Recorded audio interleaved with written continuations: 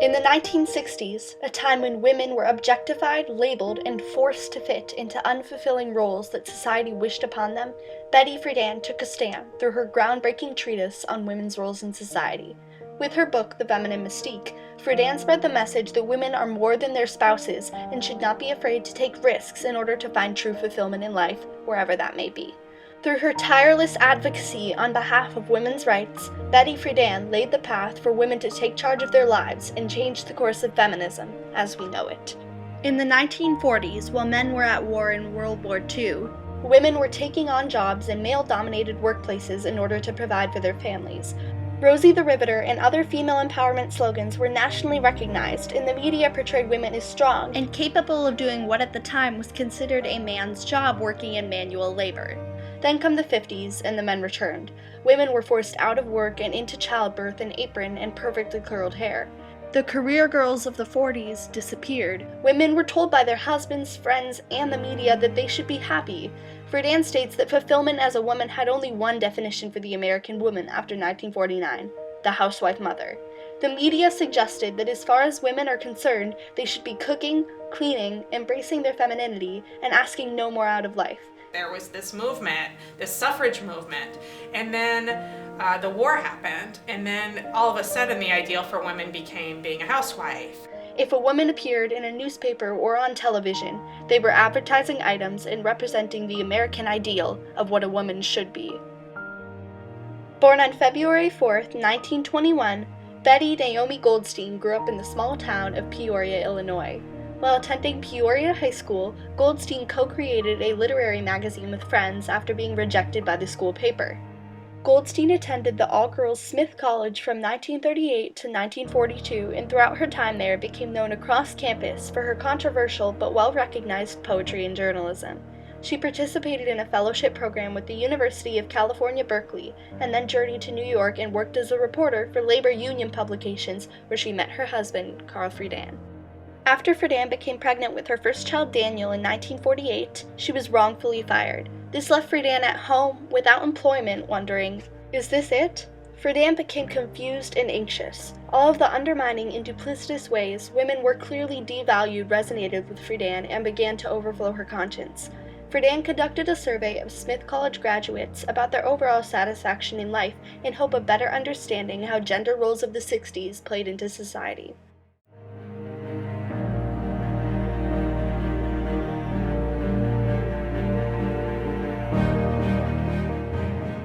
The survey confirmed that many other women were restless and ready for change. With this idea in mind, Friedan began writing a book that would explore her opinions, observations, and perceptions of women's rights in society. When published in 1963, The Feminine Mystique quickly gained national attention as Friedan had challenged the current gender status quo. I think what she did was spoke to a really specific subset of women, and she talked in such a way that was just really identifiable. The feminine mystique encompasses the feeling of an invisible mask women were forced to wear in order to fulfill the role of a happy and simple-minded housewife. After publishing her book, Friedan became a force for change and equality for women across the country.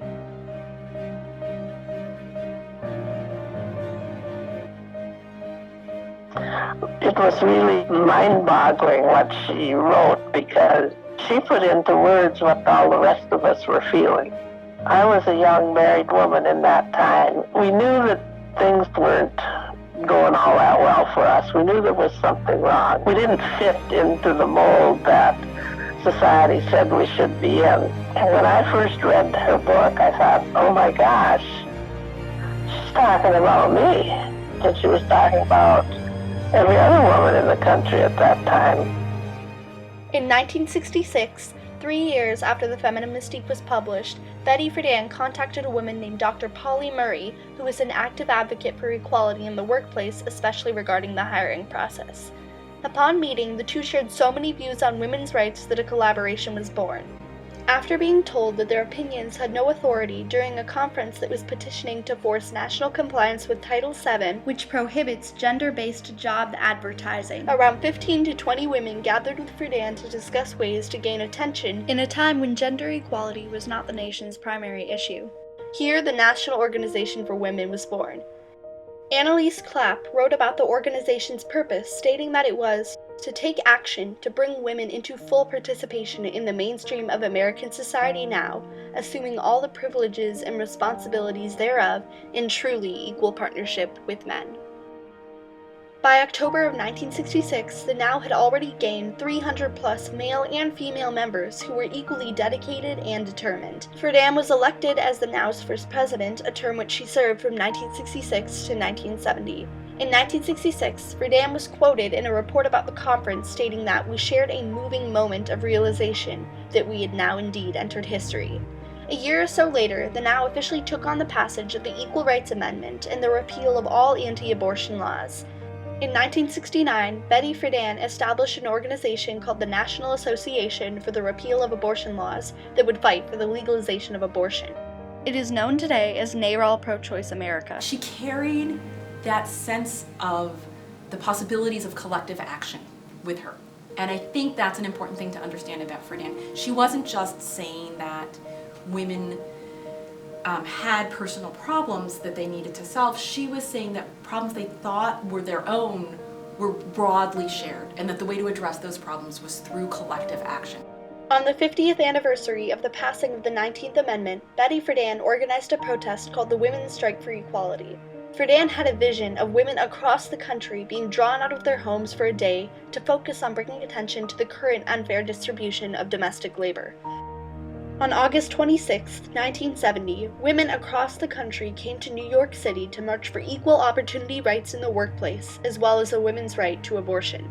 Police tried to restrain the crowd, but the women pushed through, chanting and holding signs that stated, "Don't iron while the strike is hot." The strike only made certain that women across the country were hungry for equality and would not stop fighting until they had their rights. The strike received national attention, with many people sharing their positive and negative opinions about it. Many feminists who participated were frustrated by the negative ways the media had portrayed the event.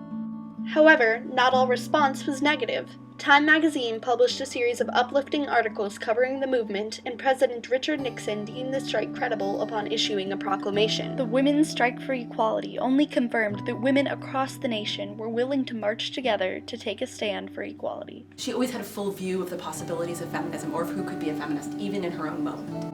After the success of the strike, Friedan settled down and took a break from public speaking to begin writing. In 1981, Friedan published her second book called The Second Stage, in which she argues that communication is required in a successful marriage.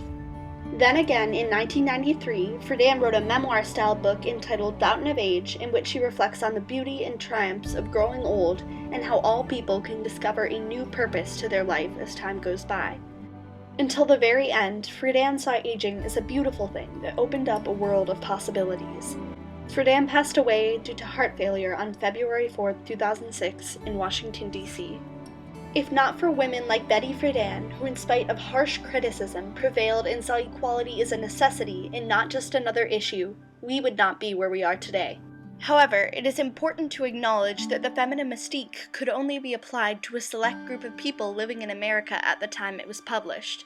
Ashley Fetters of The Atlantic writes about Friedan's book, stating that it was only applicable to a select group of college-educated, middle and upper-class married white women, housewives bored with leisure with the home, with children, with buying products who wanted more out of life.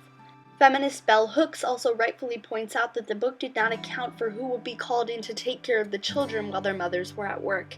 It lacked clarity. Nonetheless, Friedan's legacies are stronger than ever.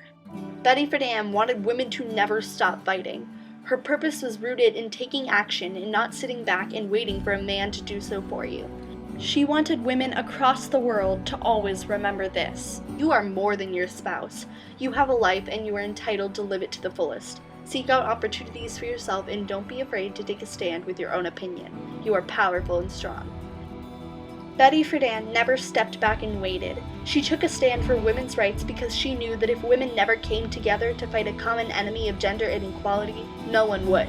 Betty Friedan and feminists alike re-sparked a forgotten movement that would ignite the passion for equality that lives on in our world today.